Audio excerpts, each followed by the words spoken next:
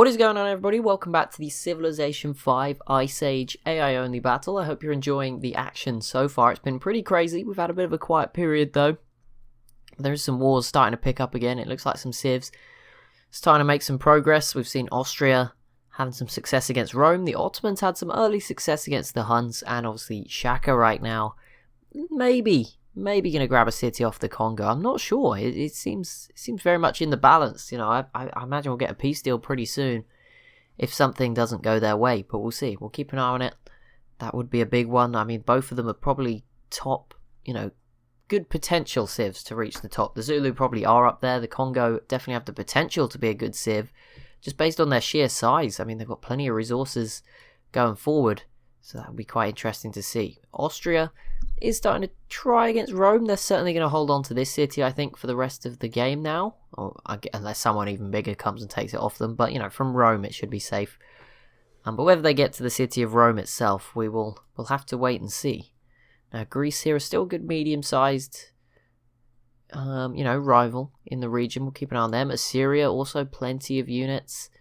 Egypt, a few less than they used to have, and it looks like Assyria might be considering it. We see that little move there.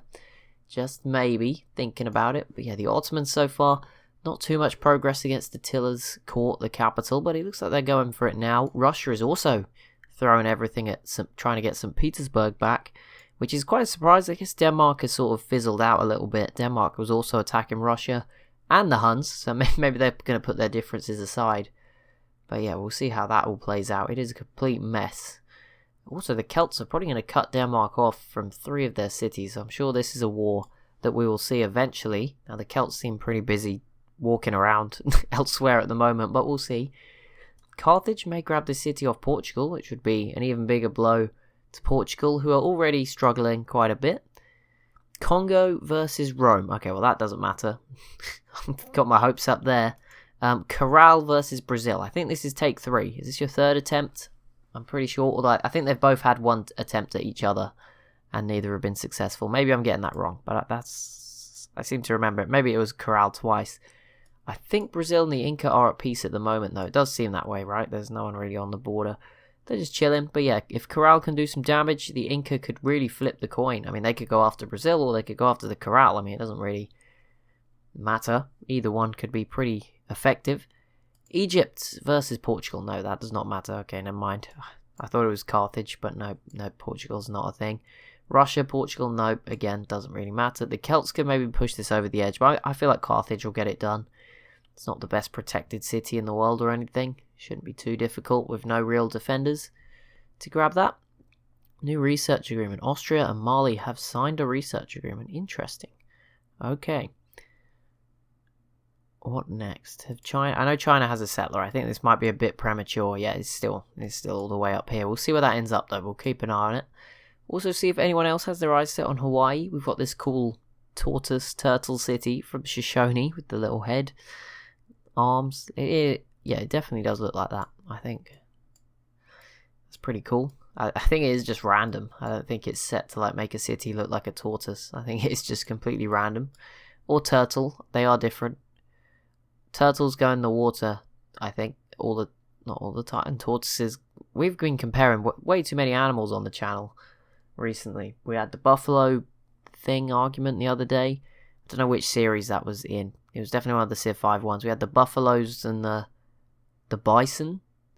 Then we had the thing about the animals that go with the settlers, although that wasn't really an argument. That was just interesting. Japan versus Korea, Mark 3 again. We're getting a lot of third sequels, triquels, I don't know. I'm an idiot. There was so many more wars for me to read and I hit next turn. I apologise immensely. I'm sure we'll figure them out, but if anything crazy happens, I'm sure we'll catch on to it. But yeah, that was a mistake. India versus Rome, that's not super important again. Yeah, Austria, this city now in the green. It should be safe. St. Petersburg beginning to feel a bit of damage. Maybe we'll see if Russia could get this, that'd be good for them. I don't think they're going to be anyone's contender to win anymore, but maybe there's a shot. I have completely forgot who I picked to win this. I said I would check and I completely forgot. So yeah, I have no idea who I'm rooting for in either of the series, to be honest. I picked America in the other one and they died. Or maybe that was this one, I can't remember. Doesn't matter. I'm pretty sure they're both dead. I feel like I would know. If they were winning, I would know. Siam versus Morocco breaks out as well. And what is this? Austria versus Morocco. No. Okay, that doesn't really matter. It's a little concerning that Austria is just throwing themselves into more wars, but no. Carthage v Rome. Okay, this could be bad for Rome. And the Celts as well with some units around. Yeah, this could be bad for Rome. Carthage is busy though. I'm kind of... Yeah, that's a bit annoying. But okay, whatever.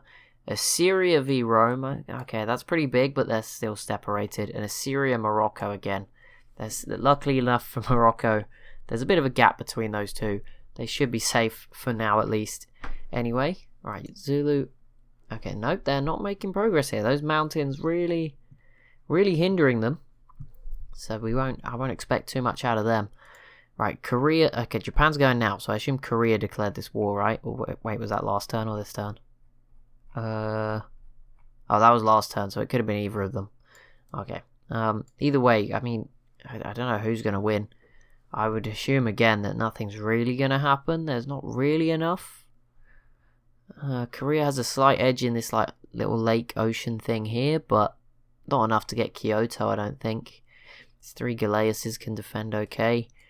Korea has a few boats here, but there's plenty of crossbowmen. I don't know. We'll see. We'll keep an eye on it. But I think Japan should be okay. China settler just sailing away into the distance.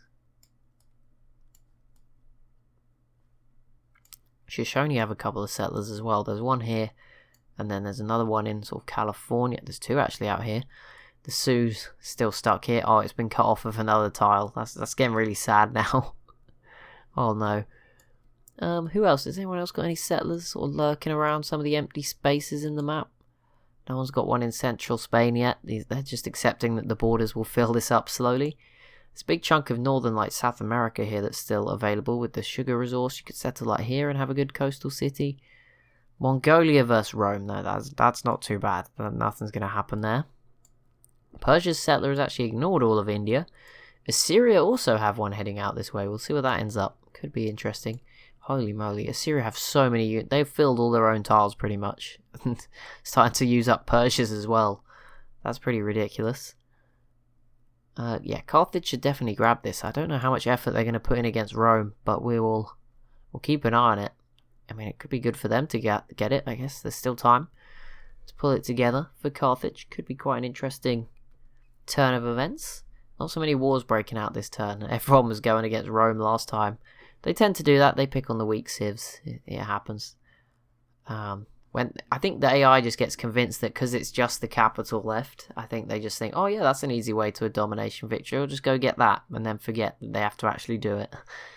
Because it never seems to work out for them. But we'll see. Also, Egypt is still hanging on to that sort of random, very separated city down here. It's in a very awkward spot to get to. I'm sure it will be here for a while. 47 city defense as well. That is quite high. I mean, yeah, this city's also in a very difficult spot. 52, but, compared to like this 20, I mean 49, I guess. The Congo, obviously, this 49-60 is definitely working for the Congo. They have really stumped Shaka here. He was so good against Rhodesia. I mean, there was a bit where I was like, he was doing well, but then I looked away and he wasn't doing so well, and then he just all of a sudden he'd conquered everything. But yeah, the Congo putting up a good defense here, and I'm liking that because they are going to be a strong civ. They are huge. Like them, Ethiopia, and the Zulu certainly be strong coming out of Africa. I think, especially if the Zulu does not eat them both. Although obviously the thing to remember, I don't know, Shaka's not got much. He's got to keep growing. This will not be enough to win, but we'll see what he gets up to. I'm sure eventually. The problem is the Congo could still go north. Like whether they do or not, they could eat up more civs. Ethiopia can continue to conquer more territories. We'll see what happens, but who knows. Mali and Morocco in the fight for West Africa is pretty much a stalemate at this point. Seems about fair enough for now. Austria maybe going after Rome. They have now allowed this city to fully re-heal, so that's okay for them. That's sort of sat here in Central Europe. It doesn't bode well. I don't want to get on the Austria hype train because it just doesn't bode well. The Celts will betray you. Denmark's going to want some of your cities. They're kind of naturally well protected. Like obviously this one is very safe between the mountains, but some of them are just very far away as well. This one's very exposed. Vienna's okay, but these two are pretty exposed to like a Greece or somebody as well. I think there's going to be some heartbreak for anyone rooting for Austria, I'm afraid. It just doesn't sort of bode too well for them. Oh, I did see a city return to.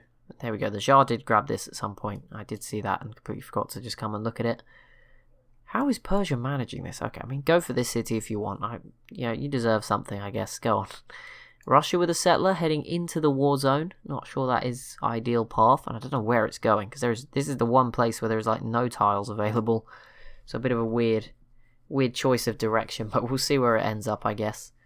Corral v Brazil, how is that going down? So far, just a lot of damage. Both sides with plenty of units, so that sort of makes sense. The Inca yet to wade on in. Just yet. It looks like, I feel like they would have more chance against the Corral, to be honest. They have more units on the sort of western side, but it's not going to be easy. It's not really much infrastructure. There's a road here, but the Inca don't really have. Well, they have a road, but yeah, it's going to be still very difficult. Regardless, Portugal is now trading across the Atlantic, which is not that much of an achievement. It's all shallow water on this map. I think there's shallow water connecting every part of the map. Yeah, there's a bit between the Shoshone and Japan. Shoshone have a settler now out in the water. If they go and settle on Japan, that could be quite interesting. They already have the north. Go grab sort of the southeastern part as well. They could come and grab some of this territory. That could be open. Genghis Khan has entered the industrial era. Good job. Mongolia? How are you doing this game? I haven't really thought. I mean, it's not a disaster. They're in the running. I think that's for sure. I mean, obviously there are some civs that are really looking very good. The Shoshone, the Iroquois, the Zulu initially were looking really good, but there's plenty of other civs with opportunities to catch up if they do well. Obviously the Shoshone and the Iroquois are going to have to deal with each other. That's always the problem. The Zulu do seem to be sort of getting held up behind the Congo for now at least, which is good news for the rest of the world. And yeah, Carthage did just grab the city. I did flick over, but didn't really touch on it too much. It's pretty good. Portugal now just down to 1. I'm sure Morocco will eliminate them at some point, I would imagine. Or the Celts or somebody. Well, maybe not the Celts. The Celts with Gatling guns. I think that's the most advanced unit we've seen so far. Sorry if I've missed anybody, but I think that would be a fair assessment. The Zulu versus Egypt. I mean, no, nothing is. You're definitely not getting through a 1-tile gap, a lake, and then another mine on a hill. That's not happening. Okay, so I don't know what you're trying here, Shaka, but I'm I like that you're biting off a lot, and you're ambitious, but this might be a bit more than you can chew. That is for sure. Don't see this going too well for them in the grand scheme of things, but we'll see. We'll keep an eye on it. I won't be saying that when I look back and Egypt has completely capitulated, or they peace out and give like Memphis to the Zulu or something stupid. Is Syria not doing too much yet? They did declare a few wars against like not important, non-bordering nations, so we'll see. But this could be pretty. Yeah, Greece has surely got this city. That may be why the Zulu joined in. Maybe they knew. I think that's what it happens. I think, when the civs ask you to do it and you say in 10 turns, I think that happens. And a lot of civs say, yeah, in 10 turns. And then that's why we see loads just do it at the same time, because they all said 10 turns at the same time. That might be a part of it. So we might see a lot of civs like join the Zulu against Egypt in this turn, for example, who they asked 10 turns ago, maybe, and then they just attacked in advance. I don't know why the Zulu would ask that, but there you go. I mean, it still doesn't really make sense that they'd want to fight Egypt, but there you go. But yeah, Greece should definitely grab that Knossos, which was their city actually, so they should definitely get that back. And then they could have a good run at Thebes. And again, Assyria, if you wanted a time to join in, now would probably be the time with the help of Greece. Probably takes half the work away, makes it much easier for you to grab that.